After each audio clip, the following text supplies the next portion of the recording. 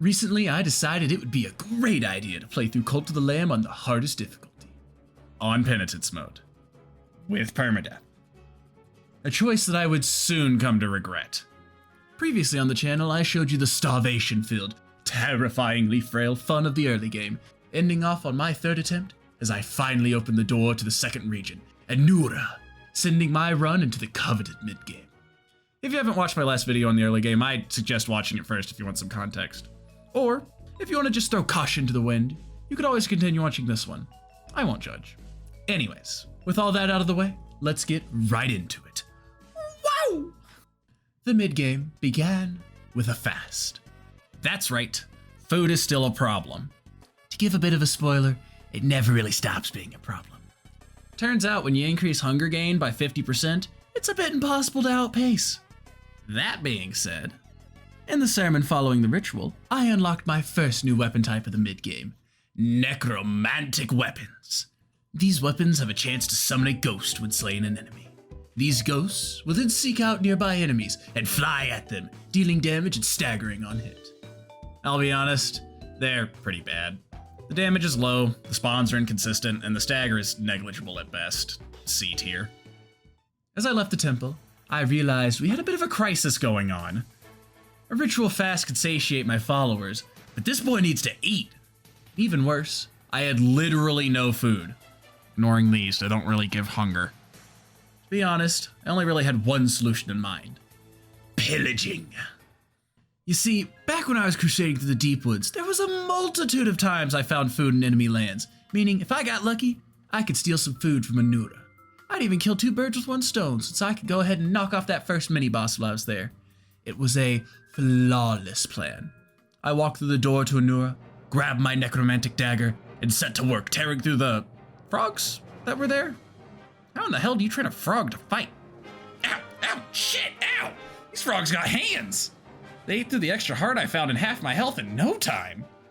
I would give you the cope take that I wrote in my notes and say it's because the dagger has bad range and stagger, but like, watching back over, I really was just getting bent over for being greedy. Either way, I didn't want to risk the run, and seeing that there were no food tiles, I decided it was best to just cut my losses and risk the possibility of starvation over near certain death in combat. Now, this was the first time I had ever recalled in this game, including during my standard playthrough, so imagine how shocked I was when I saw the only punishment was a pretty forgiving penalty on the resources I'd gathered. No faith loss, no loyalty drops, and no dissenters. A fact that I would come to abuse in the future. To further drive home the fact that cowardice is never punished, in the time I'd been gone, pretty much the entire field had grown, meaning I had plenty of food to sate my appetite. With my stomach full, it was time I focused on preventing the inevitable starvation of my people, as the ticking clock of their ritual fast came ever closer to completion. I started by planting more seeds, and then performing a ritualistic offering, sending what remained of our stores down into the depths, so that he who waits below would bless our fields with an instant harvest. The stockpiling of 2 separate harvests was good, but still I feared it would not be enough. No, I needed to reduce the strain on our food directly. Lucky for me though, one of our followers had recently become quite elderly, and this greedy old man was growing fat off our meals, providing no work for his fellow followers. It was finally time for a sacrifice. After all, what use is caring for someone if you have nothing to gain for it?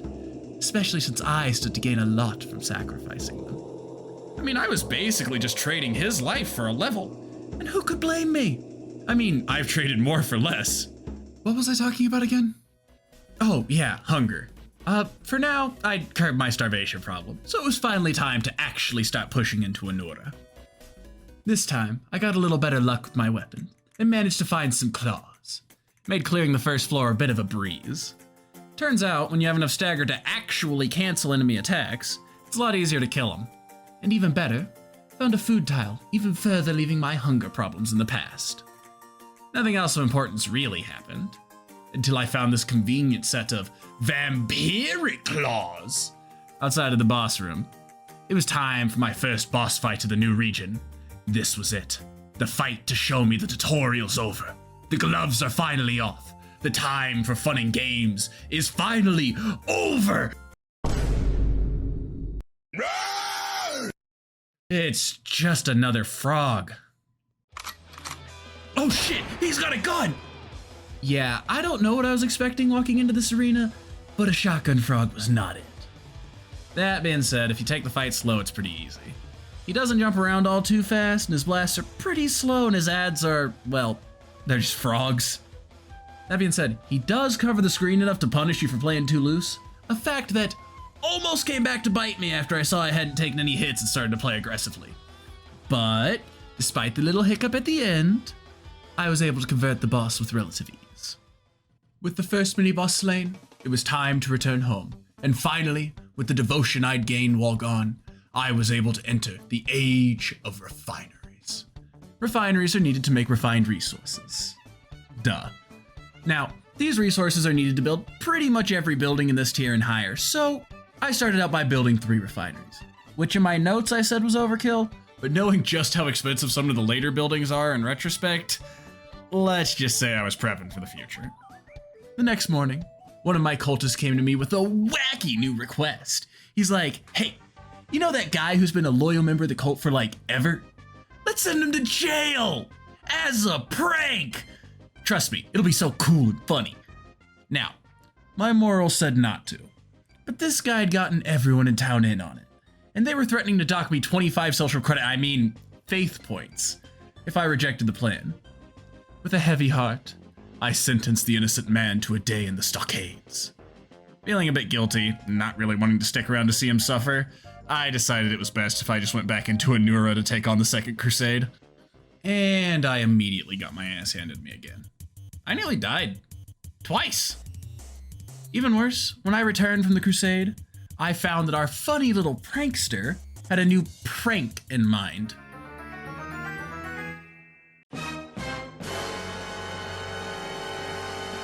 No. I draw the line at murder. We are not killing someone for the funny. My lack of needless bloodlust, though, turns out to be a bit of a turnoff for my savage followers. And my refusal to murder someone causes a bit of a crisis of faith. It's nothing a little brown-nosing can't fix, but like, why was this an issue in the first place? Hell, even the guy I refused to kill was mad at me for the refusal.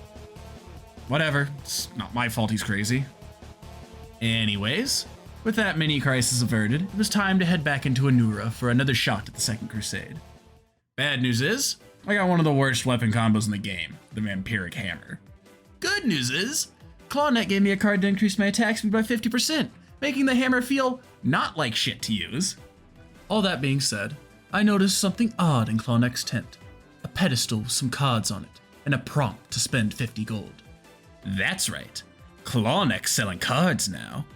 Once per crusade, you can give him some money for an additional draw of the cards. At first I didn't use it much since gold was tight, but trust me, this became a crucial part of later crusades. I mean like run saving at times. My crusade went relatively well as I passed through the rest of the floors and oh, is that a shield? Yeah, so apparently enemies could start carrying around shields at a certain point. Now, you'd think this would just make them a little bit tankier, but no, you'd be wrong. It actually makes them damn near invulnerable. But there is a trick to killing them. You see, earlier, when I sacrificed that old man, I actually unlocked heavy attacks, which are attacks that have a slight windup and take some fervor to use. Each weapon has their own special one, and they instantly knock shields off of enemies. Now, I'm sure they have more use cases than just that, but like, this is the only thing I use them for, so... Anyways, mini-boss time. Was I being a little cocky walking out on half health? Maybe. But I picked up the dagger earlier, and with the attack speed card from Clawneck, it was more than a little nuts, so I wasn't that worried. Plus, look at how easy his patterns are. I mean, flies? Really? I'll just take them out with my Ichor Bomb and, oh. Okay, flies are immune to Ichor. I mean, luckily I was able to take them out normally, so it wasn't that big a deal. This little charge thing is so slow that I could never get hit by... Okay. I mean, that was just bad positioning on my end. A minor mistake. That won't be... See? Easy fight. And look at that, I even got some food for the effort. No problems. Yep, none at all. With another crusade out of the way, another crack in the seal, it was time for me to find a bit more permanent solution to the whole food thing. You see, earlier I'd met this little bug guy that sells seeds. Problem is, I'm broke. But don't worry, Mayor Lewis has got our back, and he's been doing overtime coming all this way out here to our cult to sell items from this chest here. Now, seeds alone won't save us though. This field is still far too small to produce enough food for us all. But we've got a solution for that. Introducing the greatest new product on the shelf. Literal shit. You got followers, they eat food. And what's that food do, I ask? It digests into nutrient-rich chocolate stink bars, perfect for nearly doubling your field's output. So act fast and buy now before we're all out of stock. Oh, yeah, and by the way, while tending to the field, I almost died of starvation because I wasn't paying attention, so yeah. Anyways, it was time for the Third Crusade. Now, I'm not gonna lie to you.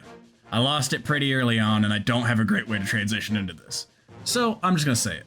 Between this recall and the next attempt at this run, I sacrificed an old man and unlocked Zealot weapons. Zealot weapons.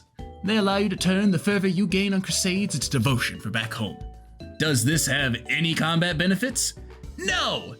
Does that matter? And permadeath? Hell yeah! D tier. And now that we've left the classroom, it's time to turn around and walk right back in because we've finally got the last weapon in the game, the sword. The sword is the literal middle. Mid-range, mid-attack speed, mid-damage, mid-stagger. But because it's mid in all stats, it doesn't really have a weakness, so it's a solid B. Having a zealot sword, I unlocked a new divine inspiration on the first floor. And well, that's really all that happened there. Then I got an easy stone tile, and after a while of running through a frankly boring run, Twitch chat decided to spice things up a bit. And using Cult of the Lamb's inbuilt Twitch integration function, they handed me a shiny new vampiric dagger. Isn't that great, being able to influence the run? Over at twitch.tv/Felix_fighter. Sorry, that was kind of something I had to do. Anyways, the crusade started to go a bit downhill, and I was eventually knocked all the way down to 1 heart. But then my buddy Clawneck came in clutch with a whole extra heart. On top of that, I even found a shield heart in a random chest. It was as if the gods themselves were rooting on this run. Sure, by the time I got to the boss room, I'd already lost that shield heart. But I'd healed the actual heart back with the dagger, so like, was anything really lost? Anyways, it was time for Zappa, the third mini-boss of Anura. And for the sake of time, I'm not even gonna go into theatrics on this. This guy hella indicates his attacks and moves so slow. It's not even close to a hard fight. He's just mini-boss of the region. With the last piece of the seal prior to the actual boss fight broken, it was time to head back home. To another hunger crisis. Don't worry though, finally had enough food stored up for it to not actually be a problem.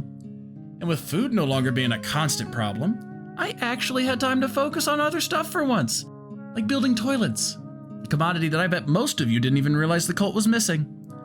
You gross bastards. I also started working towards getting enough devotion to unlock the cheaper rituals inspiration, to have the cost of rituals, which is insane.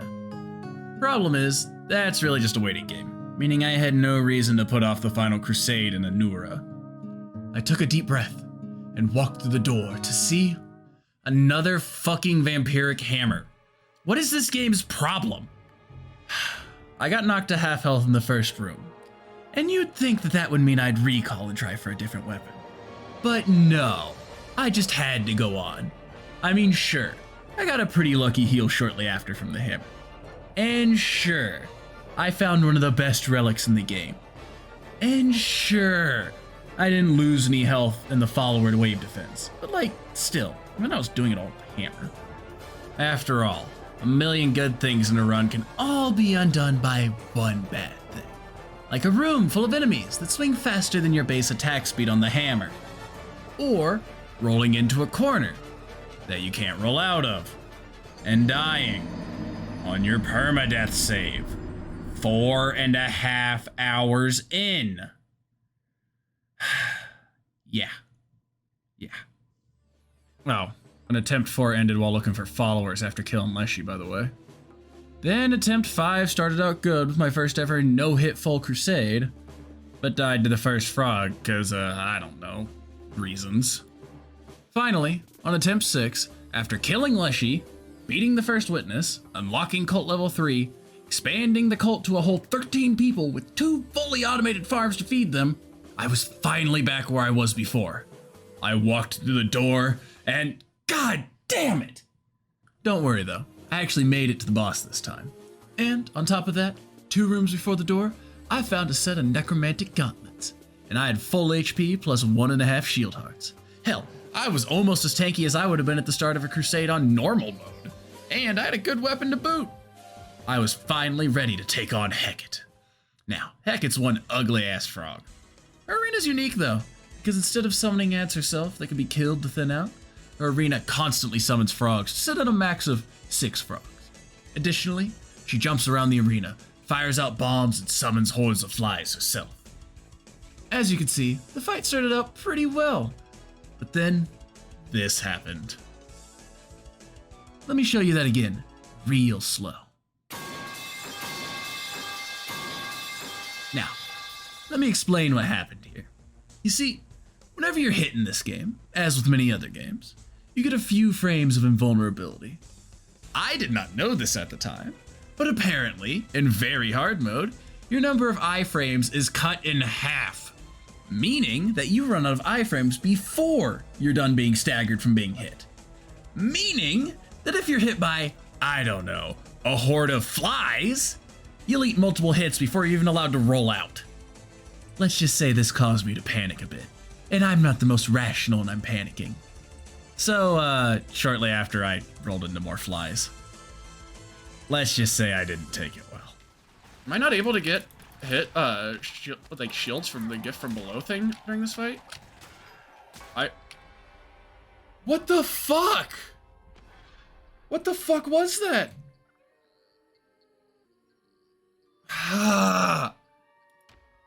That's fucking bullshit. Oh my god, what the fuck? Anyways, you know the drill. Leshy, Gusian, Aligo, Sapar, and we're back. Once again, I found myself in front of Hecate's door.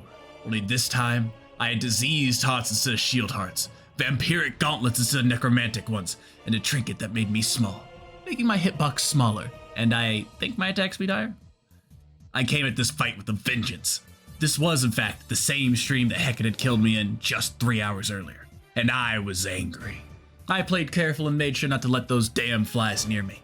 I actually took time to thin out the ads at times, and didn't greed for pointless combos. I made it all the way through the first stage without taking a single hit. Took a couple of dumb ones in phase 2 by getting too close, but still, I made it through with near razor precision. And then it all fell apart. You see, at the end of phase 2, she jumps off the map and summons 2 Zapars. Like, 2.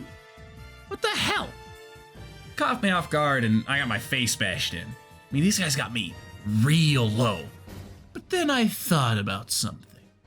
You know how earlier I said the frogs are always spawning?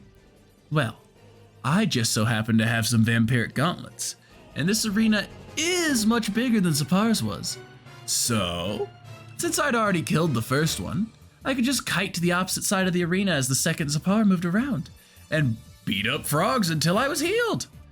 With this little bit of cheese, I was able to enter Hecate's final phase of full HP, and with a little bit of playing safe, and just being better, I finally killed her. With that done, I was finally ready to end my 3rd day of streaming the run. Because of that, I went into the lead up for Anchor Deep, the 3rd region in the game, on a fresh mind. That being said, before going into this new region, I wanted to get some warm-up runs in since it was a new day. So I went and saved one of my followers' lost siblings in Deep Woods, and fought the second witness in Anur. By the way, the second witness is just as easy as the first. It works in the exact same way, only this one throws some bombs every now and then. With a couple of warm-up crusades under my belt, it was finally time for me to make my way into the literal water world of Anchor Deep. Don't ask how I can breathe underwater.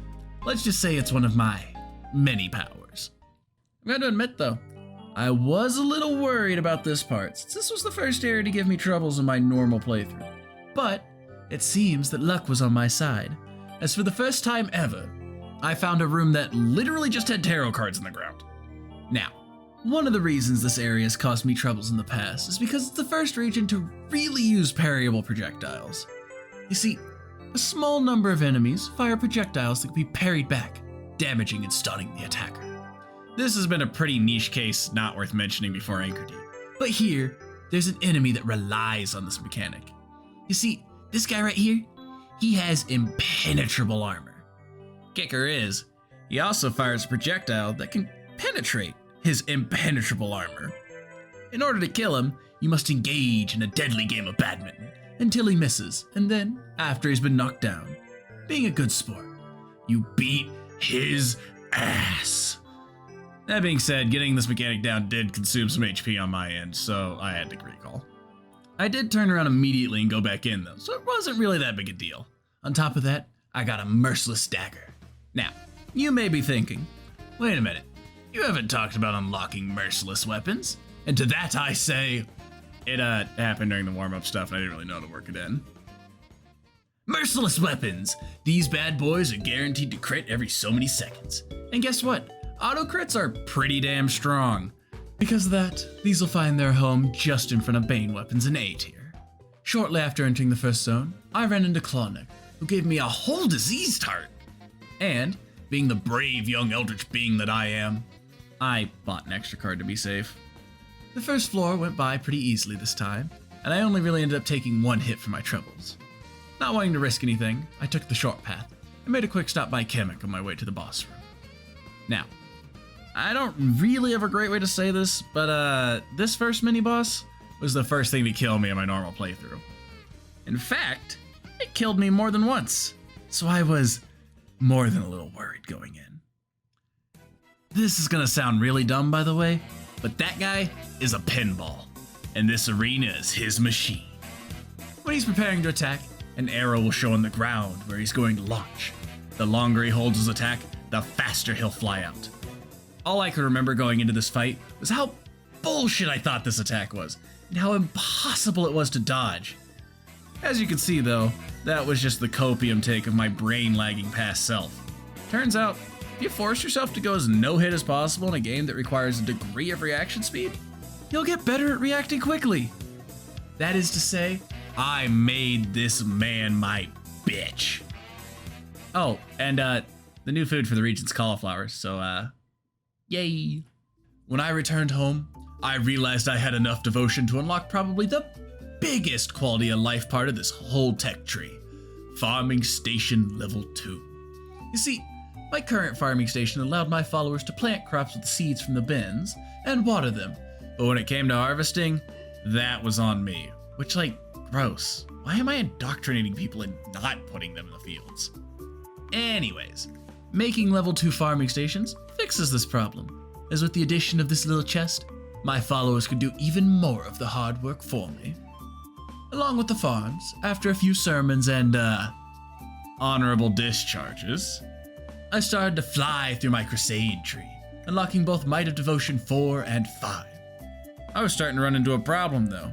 You see, in very hard mode, your followers age twice as fast. So I was starting to gain a sizable population of elderly. The thing is, I ain't running a nursing home, and Lord knows I don't want to mess with bodies. Even worse, people were reaching old age faster than I could sacrifice them. Luckily, I was able to find another means of rewarding those who had dedicated their best years to the cult. Ascension. My most loyal few be chosen to ascend to the heavens above, to join in perfect harmony with our God. Ignore the minced meat raining down from the ceiling. That's normal. Let's just focus on how much more loyal you are now that you know what rewards await you. With the first wave of elderly dealt with, it was time for another excursion into Anchor Deep. With a merciless dagger in hand, I delved into the watery abyss. I actually had a pretty good start to this run. I got a lightning relic early on, and Clawneck gave me a card to deal poison damage on hit. And I shouldn't have to say how strong that is. I even bought myself a whole extra heart, because I have no shame and will pay to win. At some point though, I found this merciless axe, and with another crusade successfully under my belt, it was time I took on the second mini-boss of Anchor Deep. I'm gonna be honest with you though. This fight kinda went to shit. I mean, you know it's a great sign when I walk directly into a projectile before I even hit the guy. Watching back through this fight, all but maybe one of the hits I took were completely my fault and pretty obvious mistakes. But trust me, in the moment I was all for blaming the hell out of the game. This fight became a real ass clincher at the end though. But a lucky crit from the merciless weapon ended the fight before things could go from tense to tragic. Speaking of tragedies, I returned home to a cult with 0 faith. Seriously, do these guys just not care that I'm regularly putting my life on the line to kill the people that used to rule them? Either way, it wasn't something that some good old-fashioned shrooms couldn't fix. Drugs. With faith at an all-time high, one of my followers got a bit bold and asked for my hand in marriage. Now, the responsible thing to do would be to wait until after the drugs wore off to make sure it was something they actually wanted. The thing is, I am a cult leader, and we aren't exactly known for being the most responsible people. Plus, who am I to say no to free loyalty? After my wedding, it was time to recruit a new generation into the cult, especially since the old one has been so thinned out. You'd think that following this mass indoctrination, it'd be time for my honeymoon. But alas, the Red Crown never sleeps, and it was time for me to once again delve into the depths of Ankh-Deep. I walked in to see one of the strongest weapon combos I'd gotten to date, the Merciless Claws. Turns out when you take a weapon that has a lot of AoE to it and give it a crit, it does a healthy chunk of damage. During this crusade, I learned just how strong relics and spells that give the chilled effect are. I mean, just look at this poor man. He didn't even stand a chance. That being said, I did get knocked down to 1 heart shortly after this. That being said, right afterwards, Clonut gave me a whole heart in the literal next room, so never punished. As I progressed through the floors, I came across a bit of a moral quandary. You see, generally, I'm against human trafficking. But how can I pass up 70% off? Like, be honest with yourself. If you were in my shoes, you wouldn't have passed up the offer. Look, I'm giving him a better home, okay? Sorry. Anyways, I found a gun. And with said gun in hand, I decided it was time to take on the final mini-boss. Now, this guy's a bit unique in the sense that instead of summoning ads, he's kinda just a bullet hell. I mean, he could have been hard if he summoned ads and forced me into weird positions around the bullet hell, but like, there were no ads, so I kinda just dodged. Also, look at how strong the chill is. My man's is out here fighting Morgana levels of CC. So yeah, gun plus no ads plus chill equals no hit. Which was great, because it meant I got to multiply the cauliflower I got for beating him. I came home to pure, unfiltered euphoria as I collected from my auto harvest for the first time. Even better, the drugs hadn't worn off yet, so everyone was actually happy to see me return. Since my followers were being nice to me, I decided to reward them by learning how to build the highest tier of houses. Now, they were expensive enough that I couldn't make many of them, but it's the thought that counts. During my next sermon, I finally unlocked it, the last of the weapon variants. Godly weapons! These weapons have ascended beyond the capabilities of normal weapons, dealing increased base damage. Jokes aside, it's like double base damage. Like, congrats. Every hit now hits harder than a crit. S tier. With the godly weapons at my side, devotion was at an all-time high, and our cult ascended to level 4, the highest of levels, in a matter of days. We were no longer a scad community in the middle of nowhere. We were now a true, holy force to be reckoned with. It was finally time. Time to march into Deep Woods and to cut its leader's head off. After all, Calamar was all that stood between me and the late game. Sadly, I wasn't able to find a godly weapon as I stepped the door, but the merciless dagger I found would more than suffice. It's not really important to the run or anything, but I found the first room in this crusade to be pretty neat. I had to kill these guys in order based on the numbers on their heads, and there were these cart traps that were arena hazards that could hit both me and them. It was a cool switch up from the normal floor fights, so I thought I'd mention it. Anyways, as I continued through the first floor, I got a diseased heart, and but a card that gave me crit chance, on top of my crit chance. As I progressed through the floor to the map, I realized something. I can only reliably get tarot cards from combat floors, and I was consistently getting through full floors no hit. Meaning, if I wanted to get the best shot at being uber strong for the boss, I was gonna have to go the mega combat route. It actually did pay off though, as I found a card to increase damage and an extra heart. With these cards in pocket, a merciless dagger in hand, and an ice spell on deck, it was finally time I faced the Bishop of Anchordeep, Calamity. Immediately, I could tell he was a step up from Hecate, as he summoned 3 guys and sent out a tight cluster of bullets to instantly fill the arena. Keeping my head cool, I waited for the bullets to spread and dodged behind him, but then he swung with his sword, and I responded with mine. Turns out he's immune to chill from my frost sword. And his sword is bullshit! I mean, come on, how was I supposed to dodge that? The moment he swings, it's too late to dodge, but dodging preemptively just causes him not to swing and keep chasing. No, calm down. Just focus. What in the hot fried Kentucky fuck is this bullet pattern? No. Breathe. Calm down. You can do this. You still have 3 hits worth of health left. Just play safe, and you'll be fine. Oh, for the love of God, stop summoning ads. Oh, come on, where was I supposed to go there? Oh. You know, the funny thing is, I didn't even get mad at the time. Just listen. That was 8 hours.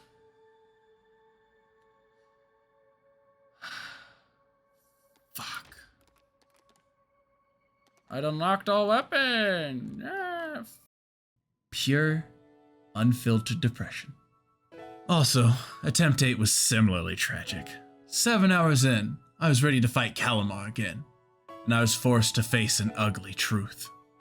The truth is, the gun's not as strong as I made it out to be.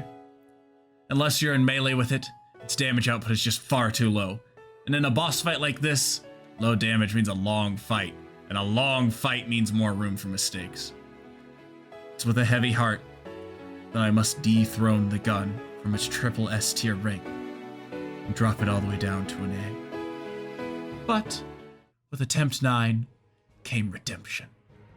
And by redemption, I of course mean abusing the shit out of good luck. I mean, I rolled a godly axe at the start of the crusade, which does some crunchy damage. And during my normal crusade, I found almost every defensive option I could. I mean, just look at this health bar. So yeah, did I enter this fight honorably for a fair duel? No. Did I care? Well, nearly 35 hours worth of time on this challenge was really making me want to say no. Would it have been nice to be able to tell you some triumphant tale of overcoming the first major obstacle I had come across with pure skill and improvement to overcome the odds? Sure. But the truth is, I two-shot his ads, I did this much damage a hit, and I threw caution to the wind, taking easy to dodge hits just to melt his ass. And guess what? It felt great. I mean, just listen to the pure euphoria I took in taking him down. That's a new PB right there. That is a new fucking top. Oh, and it's smooth sailing from here. It only took me, what, 8 hours and a loss today to get to a new PB? Let's fucking, I don't fucking care. I got it. I got the, Let's fucking go. All that being said, there is one last thing I need to throw in about this fight. I was too harsh to the axe in my previous video. The F tier was a purely spiteful take made by an ignorant fool. It's high time I moved him to his rightful place. In C tier. Yeah, I mean, it was a bad call to put it in F, but it still ain't amazing or anything. Anyways, with Calamity dead and the stream nearing an end, I decided to give a proper send-off to the mid-game with one last sermon. I called upon my followers to gather around and lifted my head to speak.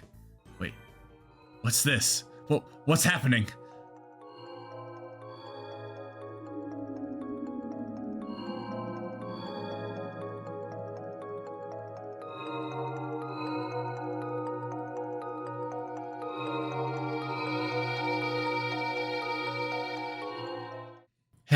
If you're still here, I just wanted to say thanks for watching. This has been an incredible series to work on, so if you enjoyed it, make sure to like, comment, subscribe, ring the bell, and all that other good stuff. And if you're interested in seeing me play challenges like this live, check me out over at twitch.tv/Felix_fighter. I recently beat the first mission of GTFO, a game balanced around having 4 players solo, which was, well, I'll just say look forward on a video to that following the completion of this series. Once again, thanks for watching, and see you soon. Bye-bye.